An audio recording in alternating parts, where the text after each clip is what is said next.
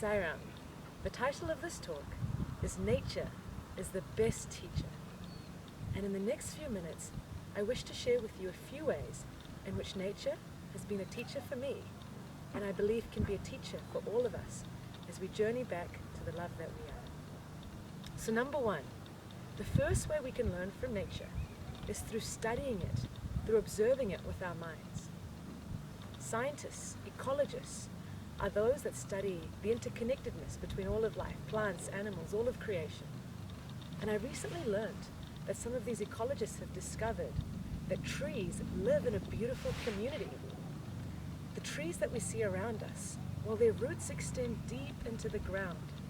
And these scientists have found that their roots are actually interconnected with one another. There's a type of fungus, a fungi that connects these roots.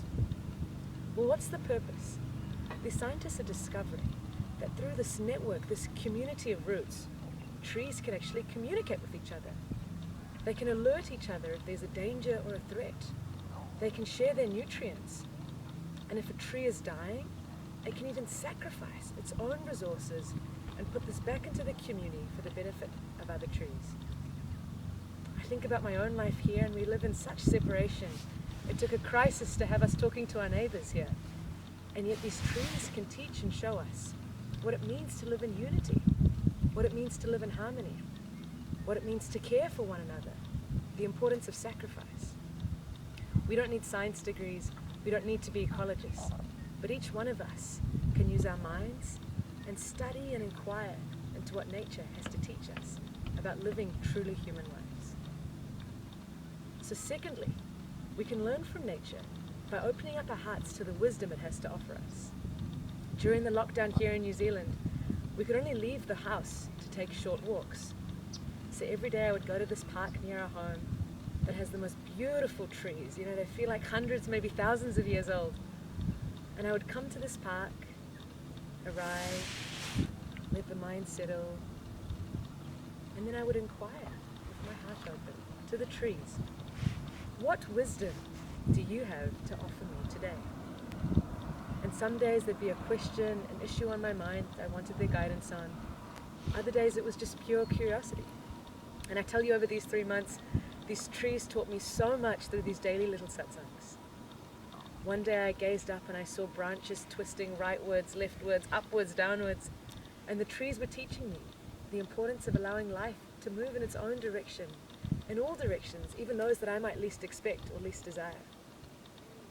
Another lesson these trees taught me was the importance of cycles, of seasons. I feel like in the society we live today, it's so easy to be going and moving all the time, to be so busy, you know, between work and family and friends and side work. Life can seem so full. And yet I noticed in winter how these trees would shed all of their leaves. They would retreat into their bark and spend months resting, quietly, not doing anything, knowing that from this rest comes new life. These trees have taught me the importance of spring, giving space for new ideas, the importance of summer when things are in full bloom, as well as the deep importance of winter when we take rest. No flower is in constant bloom, so why should we be constantly busy? Not only the trees, even the lakes, the mountains have so much to teach us. You know, one tiny disturbance in one corner of the lake, those ripples spread through the entire water and can be felt on the other side.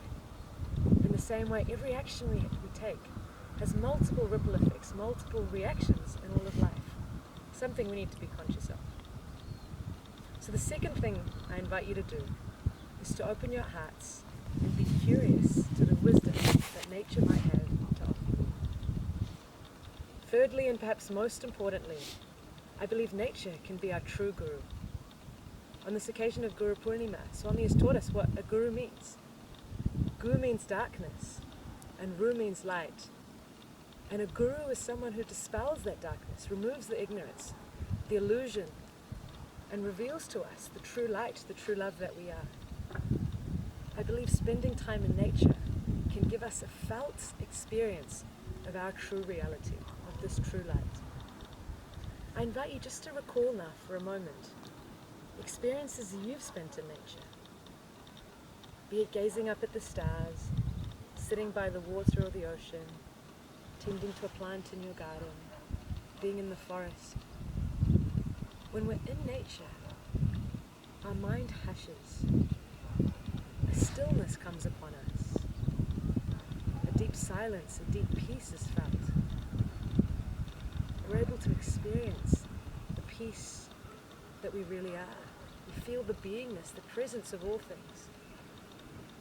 Spending time in nature has helped me see that the peace I feel outside and the peace I feel inside are no different. Simply being in nature gives us a chance to experience our true reality. So in conclusion, on this occasion of Guru Purnima, I invite you all to take the opportunity to learn from nature, be it through the study with the mind, be it through opening the heart to the wisdom nature has to offer, or simply by being in its presence and experiencing the deep peace and stillness that it gives us. Nature is my grand cathedral, my Prashanti Nilayam, my palace of peace, and I offer much gratitude for nature and all it has to teach us. Muchas gracias, muchas amor, Sai Ram.